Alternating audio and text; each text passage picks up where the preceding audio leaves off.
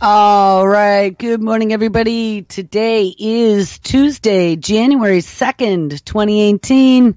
And this is Before the First Cup with Jules here on UCY.TV. Happy Tuesday, everyone. It is a chilly 17 degrees with a real feel of -4 here in upstate New York. So where did we leave off yesterday? Sorry, I took the day off for New Year's Day.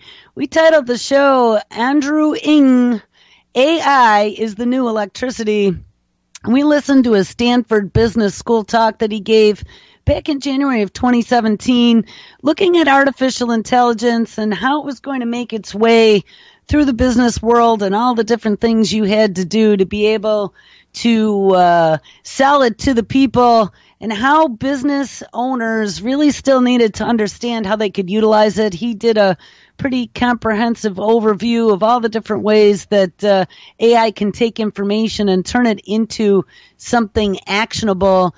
To be completely honest, I was kind of out of it yesterday, and I really didn't get a lot out of that lecture, so I apologize to anyone who listened to it. That was interesting because we'd never heard Andrew Ng before.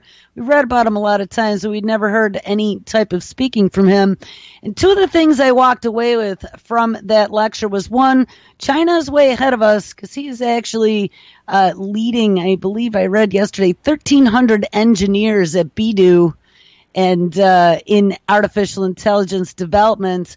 But he is also an adjunct professor at Stanford University, and so he's working both sides of the fence. And the other thing that I took away from that talk was that it is going to be worth billions of dollars in future potential corporate income. And that's why everybody needs to get on board, because it is happening fast. So we're going to jump back now to where we left off on Friday, I believe. Yes, December 29th.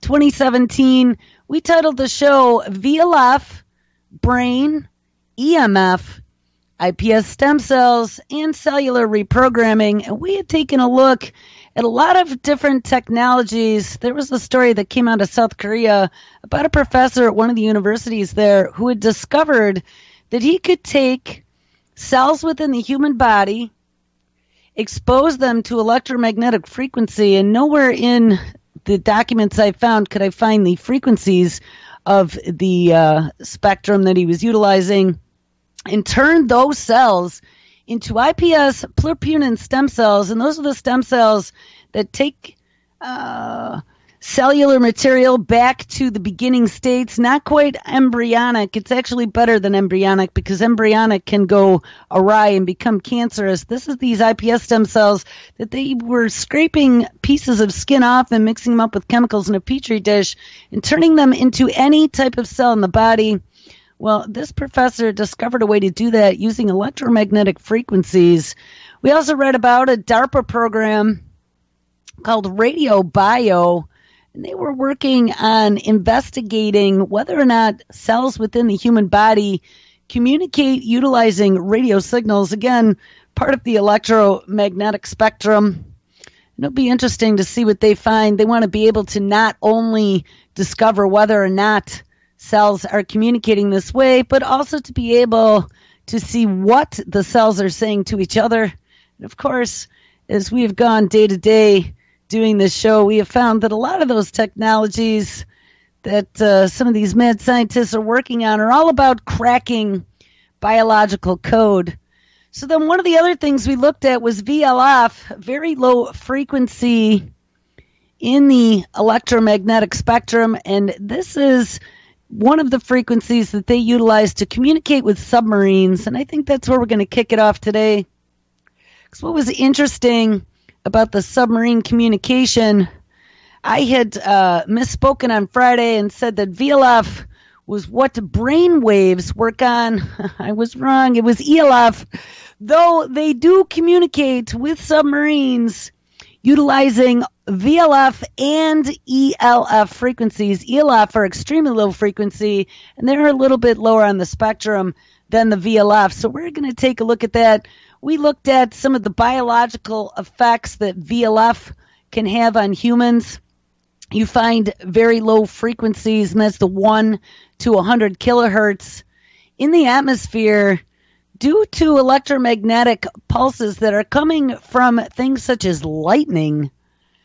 And they found that those can have a biological effect as well. But as far as our communication technologies, we've looked at some of the things that cell phones can do, some of the damage that these Wi-Fi frequencies on the microwave range, and that's our cell phones as well, can do to our bodies. So now let's take a look at submarine communications. And one of the reasons why I believe submarine communications is important is because they have a lot of difficulty communicating with submarines deep below the surface of the ocean.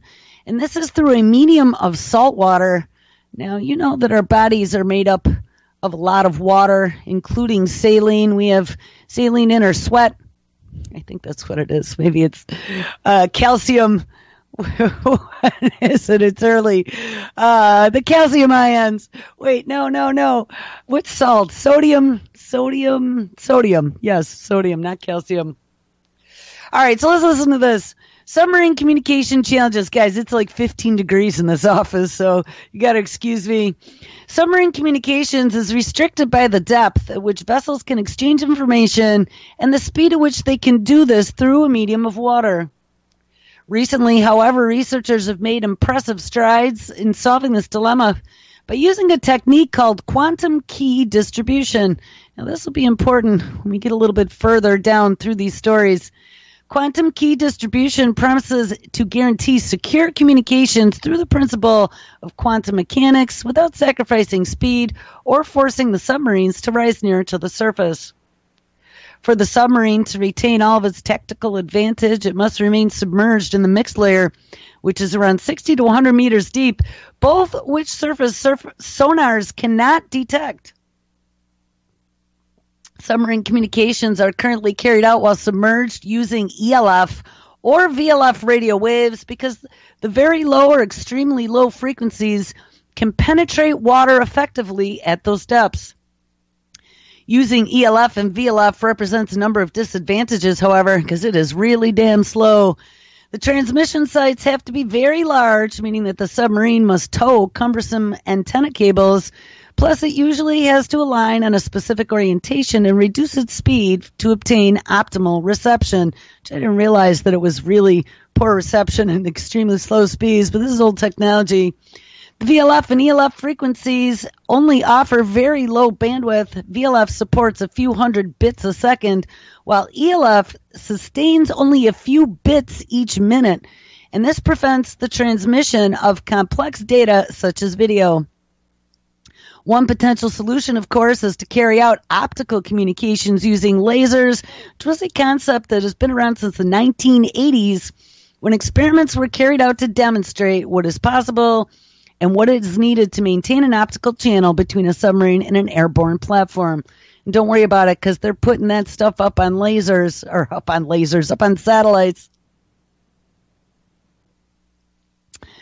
The Quantum Technology Group at the Defense Technology Specialist IIT Excelis is looking at taking this a step further.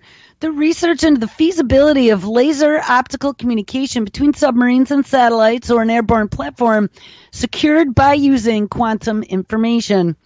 The work ITT Excelis carries out for the government includes research into a wide variety of quantum information topics, including the development of quantum algorithms, quantum sensors, and novel solutions for quantum communication systems. Now they're talking about, I think we mentioned China wanting to do quantum data transfer to space as well, so we can have an internet on Mars someday. Dr. Marco Lanzagorta, the director of Quantum Technologies Group in the Information System Department of ITT Excelis, explains that it is a protocol that uses quantum information to generate a pair of perfectly secure keys. And so some sort of cryptography. Quantum information is different from classical information because classical information, the unit is bits. And we can have a value of 0 or 1, but the unit of a quantum information is the qubit, which is a quantum state of a photon. It can be a 0, a 1, or any superposition of 0 and 1 together. And this is more of a concept of information than a classical one. Quantum information has two important properties for securing communications. It cannot be copied, which means it cannot be forged. And every time a quantum state is measured by an observer, it gets collapsed, which means its properties are very difficult to detect.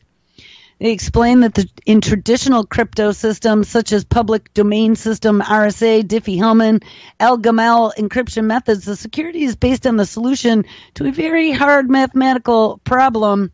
However, there is no formal proof that this mathematical problem, for example, a prime factorization, could not be broken by an advanced algorithm or a future AI. It has also been conjectured that hypothetical quantum computers could break these types of ciphers exponentially faster, and hence this would offer an unbeatably secure solution. So where do we go from here? So now we're talking about quantum communications and encryptions of the future. Well, there was a company that I ran across when I was looking for information this morning titled ElectRx. And this page is titled ElectRx Ocean Systems. ElectRx is a world leader in underwater acoustical communication technology, and together we have a collective experience with Proteus, Hale, Deep Siren, and the USN Axcom packaged in a variety of retrievable and expendable submarine-launched SATCOM offerings. Ocean Systems offerings include underwater telephone, advanced acoustical communications sonar, expendable two-way submarine satellite communications, situational awareness buoys, and emergency rescue beacons. New lightweight broadband, highly efficient sonar offerings have been designed to support the next generation of transformational distributed netted sensors in unmanned undersea vehicles. Now, why is that important? Well, made me think of a few things that I had read about not too long ago, and one was a story that came out a few weeks ago in December from DARPA titled The Ocean of Things. We've talked about the Internet of Things before. Well, now they are advancing this to the Ocean of Things, aims to expand maritime awareness across open seas. DARPA envisions ocean-based Internet of Things made from small, low-cost floating sensors.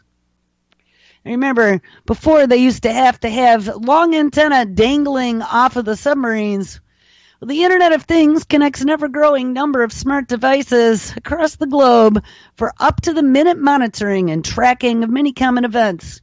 Head out to most parts of the open ocean, however, and no such capability exists for real-time monitoring of maritime activity. DARPA announced its Oceans of Things program December 9, 2017, which seeks to enable persistent maritime situational awareness over large ocean areas by deploying thousands of small, low-cost floats that could form a distributed sensor network. Each smart float would contain a suite of commercially available sensors to collect environmental data such as ocean temperature, sea state, and location, as well as activity data about commercial vessels, aircraft, and even maritime mammals moving throughout the area. There won't be any place safe to hide. The floats would transmit data periodically back to a satellite, to a cloud network for storage and real-time analysis. The goal of this program is to increase maritime awareness in a cost-effective way, says John Watterson, Program Manager in DARPA's Strategic Technology Office. It would also be cost-prohibitive to use existing platforms to continuously monitor vast regions of the ocean.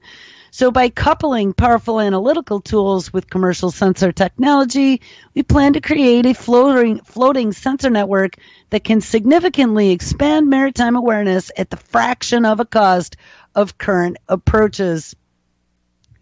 So there was a story back in 2010. They already had started working on some of this technology. This was out of phys.org. New buoys enable submerged submarines to communicate. Communicating with submerged submarines has always been difficult, and since the submarines have to come up to periscope depth, it has always been risky. Now a new buoy developed by Lockheed Martin should enable stealth submarines to send and receive text messages while they safely remain at depth, right? We can't Jones too long without a text. It present, nuclear submarines that remain at depths for weeks or even months can receive messages while submerged, but they cannot reply. And the transmissions are extremely low frequency, which is ELF, at the 3 to 300 hertz rate, or very low frequency, and that would be VLF at the 3,000 to 30,000 hertz rate.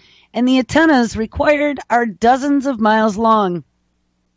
Only a handful of ELF transmitters exist, and only 2 of them are in the U.S., and if a submarine needs to reply, or if complex communications beyond alphanumerics are needed, the submarine must come up to at least periscope depth to raise an antenna above the surface, and this makes the sub more vulnerable to attack. Lockheed Martin and Rod Reitz, who leads the group, explained that many people think subs can easily make phone calls, but they do not have that luxury. There have been attempts to bring submarines into the U.S. Defense Department Global Information Grid, along with other Navy ships, such as the High Frequency Active Oral Research Program, which is more affectionately known as HARP, which has investigated using the ionosphere as an antenna for communication. The idea was to excite the upper atmosphere with high-frequency radio waves, and we found out they are still messing with that. And then it would emit the ELF bands required for one-way communication with submerged submarines. This brand new system is a two-way communication method for submarines at depth. The actual depth is classified, but according to Reitz, who leads this group, the cables are attached to the tethered buoys and they are measured in miles, and this would allow them to be launched from a significant depth. The submarine could continue normal operations at normal speed while communicating. Lockheed Martin is developing 3 versions of the communication buoy in conjunction with its Arabsco and its Ultra Electronics ocean system. One version is tethered to the submarine and communicates with the sub via fiber optic cables and with the outside world via the Iridium satellite constellation. Now, we've talked about the Iridium constellation before. We're going to talk about it again. This came up in conversation this weekend when I was at one of my old engineering friends' houses. He started telling me that Musk, and I had seen that, I had seen some pictures, had just launched a whole ton of new Iridium satellites to add to the constellation that is already up there. They're going for a total of 75, I believe. And this is going to be a full-blown 24/7 global communication network for not only military, but also commercial applications. A second version is also attached, but it communicates with the outside world via VHF. And a third version is an unattached acoustic to RF buoy that can be dropped from the air or launched from the submarine's garbage disposal chute. All 3 versions are expendable, and the other untethered buoys retain power for 3 days, while the batteries in the tethered buoys last for around 30 minutes. And when power is lost, they scuttle themselves. The 1-meter-long buoy should enable submerged stealth submarines to be connected to the Defense Department grid as any other vessel in the Navy. And at the moment, the emphasis is on two-way text communication, but voice communication might be possible, and it has been successfully tested on the Iridium satellite version. So now we're going to talk about the Iridium satellite constellation, because this is going to help enable a lot of this global Internet of Things. The Iridium satellite constellation provides voice and data coverage to satellite phones, pagers, and integrated transceivers all over the Earth's entire surface.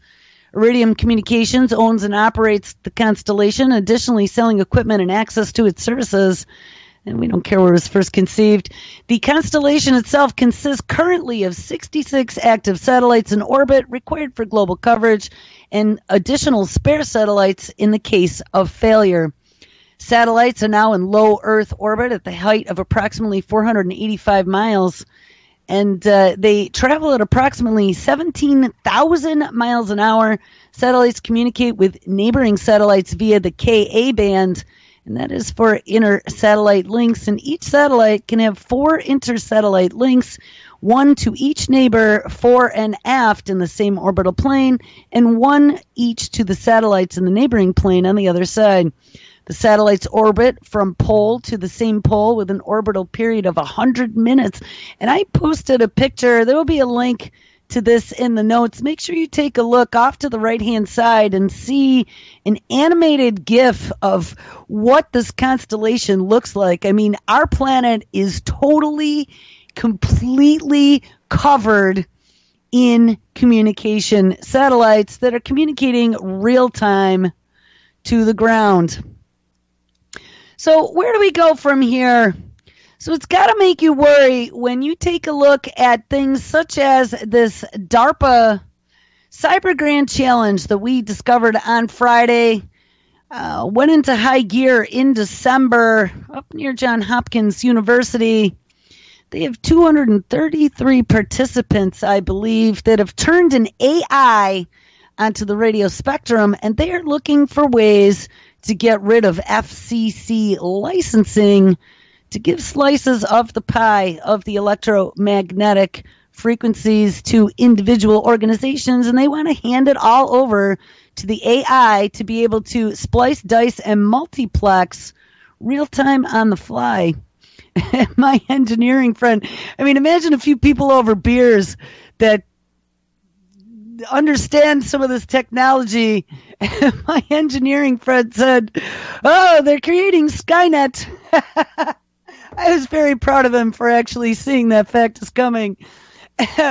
So, as you look at organizations such as DARPA being the same ones that are studying this radio bio program and the ability of cells to be able to communicate utilizing electromagnetic frequencies, and then the same organization looking at giving the entire electromagnetic frequency spectrum to an artificial intelligence that they potentially control for, secure communications, wink, and that type of thing. This has got to make you wonder. So a friend of mine sent me a story this weekend that I thought was quite interesting. It kind of worked its way into some of these stories we've been looking at. It was a paper out of ResearchGate, and this was interestingly quite early, from March 2008, titled Human Skin as Arrays of Helical Antennas in the Millimeter and the Sub-Millimeter Wave Range. Now, where have we read about millimeter waves before? Oh, that was in 5G technology. 5G technology that is being launched all across the globe. Recent studies of the minute morphology of the skin by optical coherence tomography showed that sweat ducts in the human skin, and what is in sweat? Oh, saline, just like in the ocean, are helically shaped tubes filled with a conductive aqueous solution. The computer simulation study of these structures in millimeter and sub-millimeter wave bands show that human skin functions as an array of low-Q helical antennas. Experimental evidence is presented that the spectral response of the sub-terahertz region is governed by the level of activity of the perspiration system in the human body. It is also correlated to physiological stress as manifested by the pulse rate and the systolic blood pressure. And this was out of the Hebrew University in Jerusalem, Israel. And there were a couple different organizations. This is the Department of Applied Physics and the Interdisciplinary Center for Neural Computation. Ding, ding, ding. So what does that tell you? In our offshore mad science laboratory in Israel, experimental evidence indicating that the electromagnetic properties of human skin in the sub-terahertz frequencies are governed by its morphology, and it is henceforth presented. The human skin is the largest organ of the body, designed as the primary interface, ding, key word, utilizing numerous functions and interactions between us and our environment. And that's what we've been discovering. All of these inputs have some influence on our biology. The complexity of a multi-layered skin morphology provides an extremely broad range of features of sensors that utilize a number of physical phenomenon. One of these skin features is the perspiration system that is traditionally mainly considered for the body thermal regulation, but its main components are sweat glands that are embedded into the dermis and connected through the epidermis with pores on the surface of the stratum corneum by ducts filled with a conductive aqueous solution. The general illustration of sweat glands presents a convoluted arrangement for the sweat glands and more or less a straight tube for the duct. But in recent investigations of the subcutaneous morphology of the human skin by optical coherent tomography, it was found that the sweat duct is in fact a remarkably arranged helical conductive tube, and it looks like a little spiral. This, together with the fact that the dielectric permittivity of the dermis is higher than that of the epidermis, brings forward the supposition, using all these big words to sound smart, that as an electromagnetic entity, the sweat ducts could be regarded as low-Q helical antennas. Inherent to the supposition is the requirement that the duct possesses an electrical conductance mechanism that is effective in the extremely high frequency range. And so as they're jacking up these frequencies for 5G, this is going to make us, and up to the millimeter wave, this is going to make us walking frigging antennas. And even though the ducts are filled with conducting electrolytes, the ion mobility rates are associated with sweat are slow compared to the characteristic frequencies under consideration. A mechanism that qualifies for such a requirement is a fast proton hopping through distributed H-bond networks along the duct surface. It is well established that these networks exist already in biological structures, and it was found that the characteristic time for such proton transport is about 10 to the minus 13 seconds. So in other words, fast. When the potential drop caused by the difference in pH values between the skin and the dermis is taken into consideration, such hopping can account for the AC connectivity that is necessary for the sweat ducts to yield an electromagnetic response in the EHF range, and that is the extremely high frequency.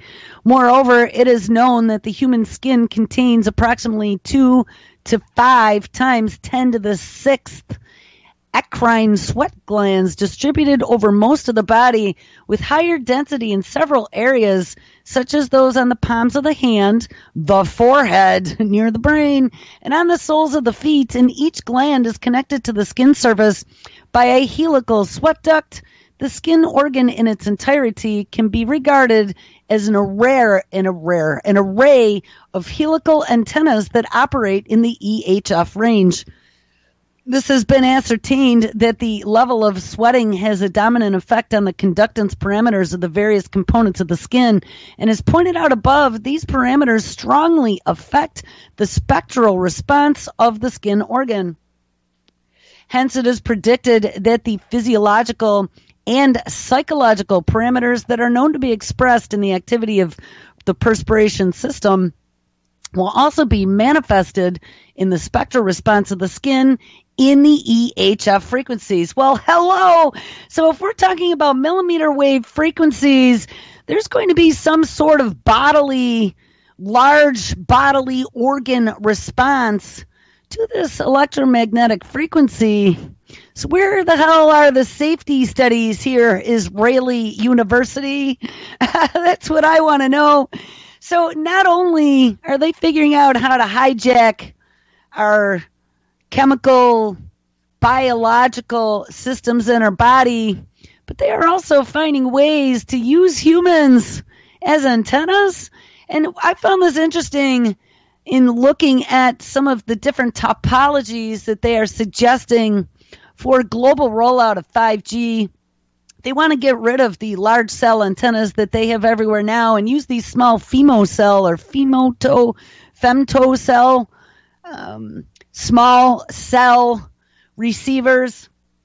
And they want to put hundreds of them all around your neighborhood. They could put them on light poles or mount them outside of your home and bounce the signal around. Well, they're probably going to be bouncing the signal off of you also, which is insane. But what kind of effect is that going to have? Well, let's go back to another story from 2008. This seemed to be the year that they were doing a lot of investigation, and everything got squashed thanks to probably Obama, who's dumping large amounts of federal dollars into moving artificial intelligence and all the different technologies forward. So this story, and we looked at this one, probably 6 months ago, was out of Scientific American, which is what initially caught my attention, May 7th, 2008, and it is titled, Mind Control by Cell Phone. Oh, really? Yeah, really, 2008. Hospitals and airplanes ban the use of cell phones because their electromagnetic transmissions can interfere with these sensitive electrical devices.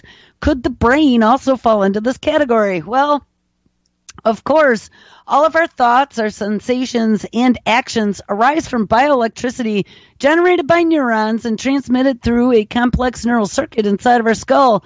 Electrical signals between neurons generate electrical fields that radiate out of brain tissue as electrical waves that can be picked up by electrodes touching a person's scalp.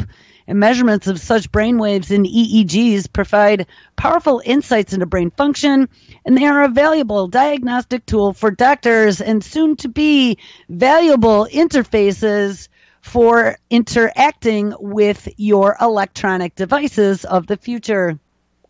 Indeed, so fundamental are brainwaves to the internal workings of the mind, they have become the ultimate legal definition drawing the lines between life and death. Brainwaves change with a healthy person's consciousness and unconscious mental activity and state of arousal, but scientists can do more with brainwaves than just listen in on the brain, and they work that they can selectively control brain function utilizing transcranial magnetic stimulation. And this technique uses powerful pulses of electromagnetic radiation beamed into a person's brain to jam or excite particular brain circuits. Remember, we've looked at a lot of different technologies that can flip switches on and off inside of the brain, remotely, accidentally, or on purpose. And although a cell phone is much less powerful than transcranial magnetic stimulation, the question still remains, could an electrical signal coming from a phone, or maybe even from your Wi-Fi router, affect certain brainwaves operating in resonance with that cell phone transmission's frequencies? Or any biological interaction with a frequency? Well, after all, the caller's cerebral cortex is just centimeters away from a radiation broadcast from the phone's antenna. And 2 studies have now provided some revealing news.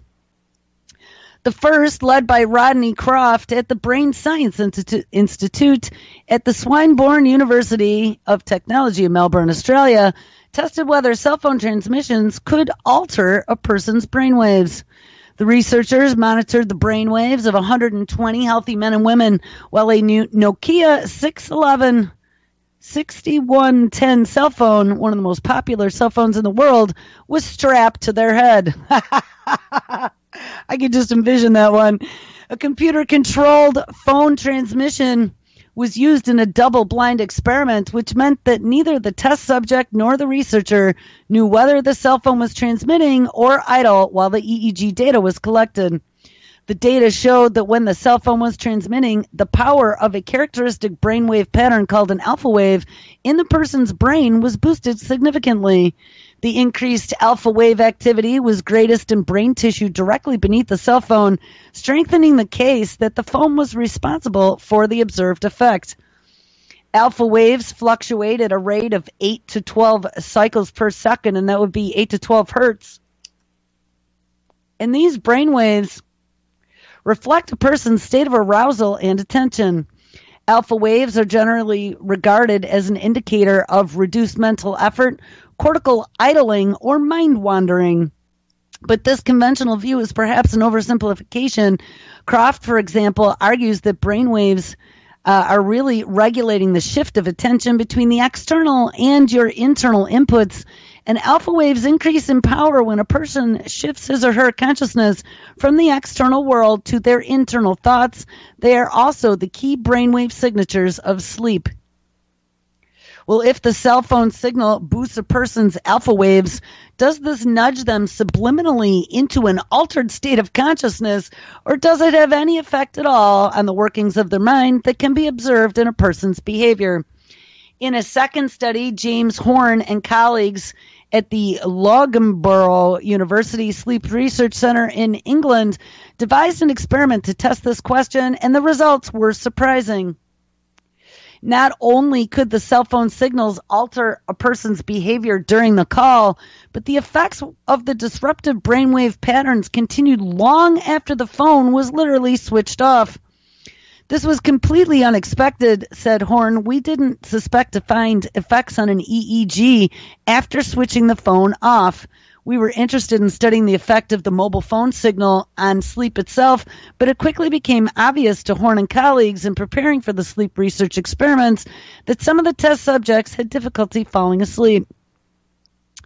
They controlled the Nokia cell phone, another popular device, attached to the head of 10 healthy but sleep-deprived men in the research lab, and the researchers then monitored the men's brainwaves by EEG while the phone was switched on and off by a remote computer and also switched between standby, listen, and talk modes of operation for 30-minute intervals on different nights. The experiments revealed that after the phone was switched to the talk mode, a different brainwave pattern called a delta wave, which is in the range of 4 hertz, remained dampened for nearly an hour after the phone was turned off. These brainwaves are the most reliable and sensitive markers of the 2 stages of sleep. Approximately 50% of the total sleep consists of this stage, and the subjects remained awake twice as long after the phone transmitting in talk mode was shut off. Although the test subjects had been sleep deprived the night before, they could not fall asleep for nearly an hour after the phone had been operating without their knowledge. So there you go, guys. I mean, this does have a definite biological effect on the body. And that is going to lead me to another story here. And I think we covered this probably a year or two ago. This is from a colonel, and I'll have to find it quick because I had his details on Friday. Let me scroll back because I did not post too much this weekend. Here it is. This is by Timothy L. Thomas, and it is titled, "The Mind Has No Firewall." Timothy L. Thomas was a lieutenant colonel in the U.S. Foreign Military Studies at the Fort Leavenworth, Kansas. In 1998, he wrote extensively on the Russian view of information operations and on the current military political issues. During his military career, he served in the 82nd Airborne Division and was the department head of the Soviet Military Political Affairs at the U.S. Army's Russian Institute in Garmisch, Germany. So let's read this for a minute. Spring of 1998, The Mind Has No Firewall by Timothy L. Thomas. It is completely clear that the state, which is the first to create such weapons, will achieve incomparable superiority. And that is a quote from Major I. Chernyshev of the Russian Army. The human body, much like a computer, contains a myriad of data processors.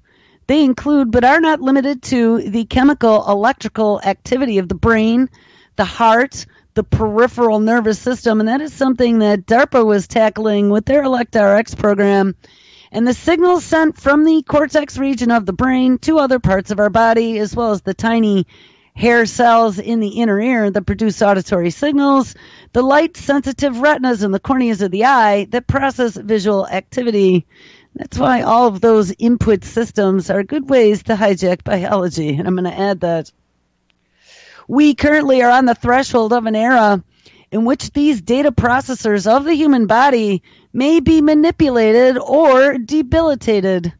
Examples of unplanned attacks against the body's data processing capability are well documented. Strobe lights have been known to cause epileptic seizures. Not long ago in Japan, and I remember when this happened, children watching television cartoons were subjected to pulsating lights that caused seizures in some and made others very sick. Defending friendly and targeting adversarial data processing capabilities of the body appears to be an area of weakness in the U.S., and their approach to information warfare theory, which is a theory oriented heavily towards systems of data processing and designed to attain information dominance on the battlefield. Or so it would appear from information in the open, unclassified press. The U.S. shortcoming may be a serious one since the capabilities to alter the data processing systems of the body already exist. And in a recent edition back in 1998 of the U.S. News and World Report, they highlighted several of these quote-unquote wonder weapons, and they would be acoustical, microwave, and lasers, noted that scientists are, quote, searching the electromagnetic and the sonic spectrums for wavelengths that can affect human behavior. A recent Russian military article offered a slightly different slant to the problem, declaring that humanity stands on the brink of a psychotronic war with the mind and the body as the focus. And the article discussed Russian and international attempts to control the psychophysical conditions of man and his decision-making processes by the use of, VHF generators, noiseless cassettes, and other technologies. Remember, we read a story a couple weeks back about ultrasonic hacks on the brain as well.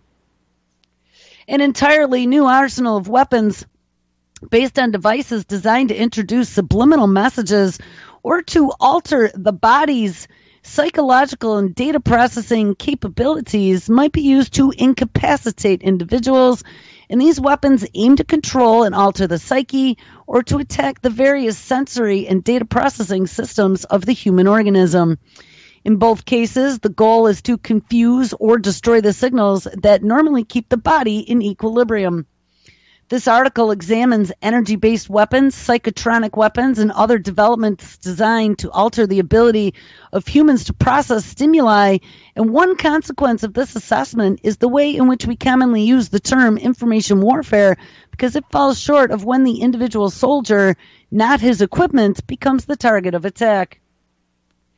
In the United States, the common conception of information warfare focuses primarily on the capabilities of hardware systems such as computers, satellites, and military equipment, which process data in its various formats. But according to the Department of Defense's Directive S-3600.1 of December 9, 1996, the information warfare is defined as, quote, an information operation conducted during a time of crisis or conflict to achieve or promote specific objectives over a specific adversary or adversaries, like the American public. An information operation is defined as the same directive as actions taken to affect an adversary, information and information systems while defending one's own information and information systems. And these information systems lie at the heart of the modernization effort of the U.S. Armed Forces and other countries and manifest themselves as hardware, software, communication capabilities, satellites, and highly trained individuals. Recently, the U.S. Army conducted a mock battle that tested these systems under a simulated combat condition. In the U.S. Army Field Manual 101-5-1, Operation Terms and Graphics, released September 30th, 1997, it defines information warfare as actions taken to achieve information superiority by affecting a hostile's information-based processes, and information systems while defending one's own information processes, and information systems. This is a lot of gobbledygook. So where do we get to this? All right, so one source defines information as a, quote, non-accidental signal, accidentally or on purpose, used as an input to a computer or a communication system, and the human body is a complex communication system constantly receiving non-accidental and accidental signal inputs, both external and internal. If the ultimate target of information warfare is the information-dependent process, then whether humans or automated, then the definition in the joint publication implies that human data processing of internal and external signals can clearly be considered an aspect of information warfare. Foreign researchers have noted the link between humans as data processors and the conduct of information warfare, and some only study a PSYOP link, but others go beyond it. And as an example of the former, one recent article from Russia described an offensive information warfare as designed to, quote, use the internet channels for the purpose of organizing psyops, as well for early political warning of threats to American interests. The author's assertion was based on the fact that all mass media is used for psyop, and today this must include the internet. And the author asserts that the Pentagon wanted to use the internet to, quote, reinforce psychological influences during special operations conducted outside of the U.S. borders to enlist sympathizers who would accomplish many tasks previously entrusted to special units of the U.S. Armed Forces. So, where does this take us? Well, the U.S. views on wonder weapons altering the data processing ability of the human body. So what technologies have been examined by the U.S. that possess the potential to disrupt the data processing capabilities of the human organism? Well, July 7th, 1997, issue of U.S. News and World Report describes several of them, designed, among other things, to vibrate inside of humans, stun or nauseate them, to put them to sleep, to heat them up, to knock them down with a shockwave, among many other ways. And these technologies include dazzling lasers that can force pupils to close, acoustical or sonic frequencies that can cause hair cells in the inner ear to vibrate so they hear things, or motion sickness, vertigo, nausea, or frequencies that resonate the internal organs, causing them pain and spasms, or shock waves with the potential to knock down a human or an airplane, which can be mixed with also pepper spray or different chemicals. With modification, these technology applications have many uses. Acoustical weapons, for example, could be adapted to be used as acoustical rifles or as acoustical fields that, once established, might protect facilities, assist in hostage rescues, control riots, or clear paths for convoys. These waves, which can penetrate buildings, offer a host of opportunities for military and law enforcement.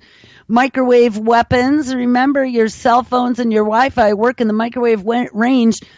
Microwave weapons, by stimulating the peripheral nervous system, can heat up the body, induce epileptic-like seizures, and cause cardiac arrest. Well, who knew that about microwaves? And low-frequency radiation affects the electrical activity of the brain, like we were talking about, extremely low, and VLF, and can also cause flu-like symptoms and nausea. And while other projects sought to induce or prevent sleep or to affect the signal from the motor cortex of the brain, overriding voluntary muscle movements, the latter are referred to as pulse wave weapons, and the Russian government has reportedly bought over 100,000 copies of the Black Widow version of them. However, this view of wonder weapons was contested by someone who should understand them. Brigadier General Larry Dodgson, a deputy assistant to the Secretary of Defense for Policy and Missions, wrote a letter to the editor about numerous inaccuracies in the U.S. News and World Report article that misrepresented the Department of Defense's views. Dodgson's primary complaints seemed to be that the magazine misrepresented the use of the technologies and their values to the armed forces. He also underscored that the U.S.'s intent to work within the scope of any international treaties concerning their applications, right, because this is against some of those conventions, as well as plans to abandon or at least redesign any weapon for which countermeasures are known. One is left with the feeling, however, that the research in this area is intense, and a concern not mentioned by Dodson is that other countries or non-state actors may not be bounded by the same constraints. And it is hard to imagine someone with greater desire than terrorists to get their hands on these technologies. Psychoterrorism might become the next big buzzword. So now we're going to take a little bit of a left turn, talking about being able to not only infiltrate the human body, but also affect it and utilize the body as things such as an antenna. There was a study that a friend sent to me this weekend that caused us to start looking at things a little differently, and it was beyond frightening, and I want to share that with you. We have taken a look a little bit at blockchain and Bitcoin. We had Drew Lamb and Kieran on a couple weeks back, I don't know, maybe a month back, to talk about cryptocurrencies. We also have been running across people with expertise in crypto being involved in some of these transhumanist projects. And I was still a little bit confused as to how this all worked together.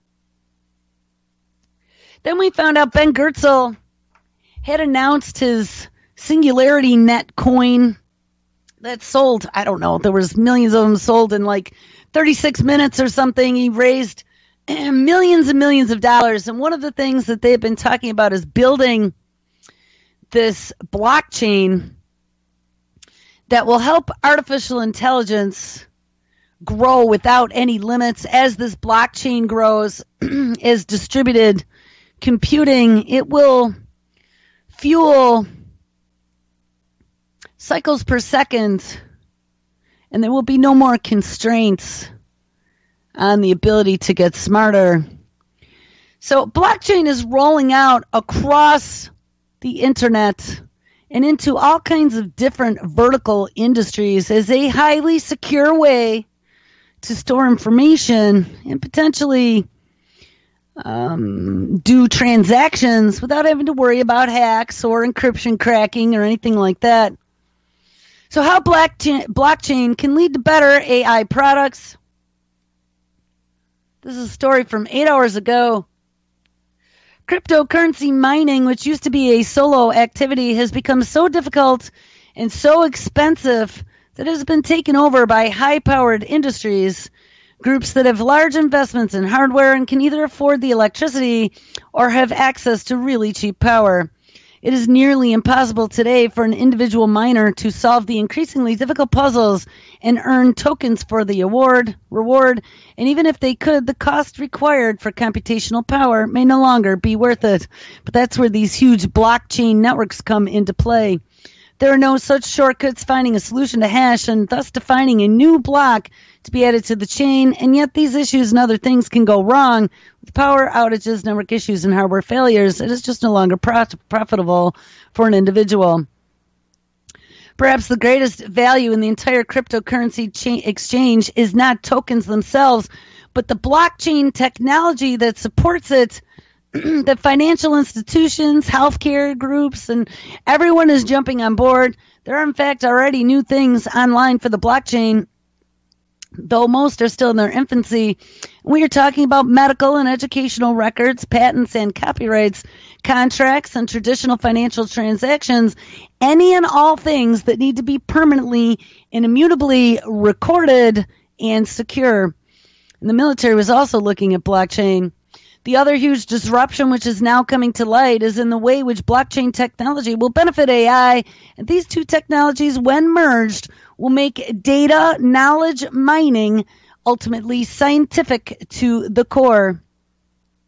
First, consider the nature of blockchain technology. Number one, it is decentralized. The transactions or information placed in a block are verified by a number of people and not simply placed there by one single authority who can falsify the information. Number two, it is transparent. All stakeholders in a transaction hold a piece of the data, and they now have access to it at all times. And number three, it is immutable. Once placed in a block, transactions and information data cannot be changed, and all the versions of the original verifiers would have to collude in order to do this, and that simply will not happen. So what examples are there already today? And this is part of the marriage of blockchain and AI. Number one is knowledge mining. Startups like Neuromation are now trading synthetic data sets to allow businesses to train neural networks, paving the way for smarter AI and affordable knowledge mining for everyone. Now, that is a key bullet point because the paper that my friend sent me this weekend continues on to where this future is going to take us. This is 9 pages, so we might have to continue here tomorrow. This is titled Blockchain Thinking, the Brain as a DAC, more affectionately known as a decentralized autonomous organization. This paper is by Melanie Swan, contemporary philosophy MA candidate of Kingston University, London. Blockchains are a new form of information technology that have several important future applications. One is blockchain thinking, formulating thinking as a blockchain process, and this is what they are using in this AI build-out. This could have benefits for both artificial intelligence and human enhancement and their potential integration. Key phrase. Blockchain thinking is outlined here as an input processing output computation system, and its benefits might include the ability to orchestrate digital mind file uploads. Yes, you heard that right. Mind file uploads, advocates for digital intelligence in future timeframes, implement smart contract-based utility functions, instantiate thinking as a power law, and facilitate the enactment of friendly AI. And that's some of the stuff that Ben Goertzel was talking about. Blockchain thinking might give rise to new forms of consensus models such as self-mining ecologies and proof of intelligence, and make use of the Durmaz principles to redistribute brain currencies like ideas and potentiation. Blockchain thinking might be a tool for the immediate progress of intelligence, but also for longer-term transitions to a world of multi-species intelligence, living cohesively and productively in digital societies. Now, guys, that's a mouthful, but it gets even worse than that. One great benefit of blockchains is that they are a new form of decentralized information technology that could be applicable to many situations beyond cryptocurrency and financial assets. The decentralized nature of blockchains makes them an equality technology, one that can be used to expand freedom, liberty across the globe. Possibility, actualization, expression, ideation, and realization for all entities of the world, bring us all together to speak one language, both human and machine. A specific new kind of application that blockchains might enable is blockchain thinking. And that is the idea of putting thinking on the blockchain, or more specifically, using blockchain architecture to instantiate thinking machines. The objective is to formulate thinking as a blockchain process, which could have benefits for both enhancing human biological thinking, ding, ding, ding, and machine thinking or artificial intelligence. All right, guys, we are going to continue there tomorrow. I hope everybody stays warm.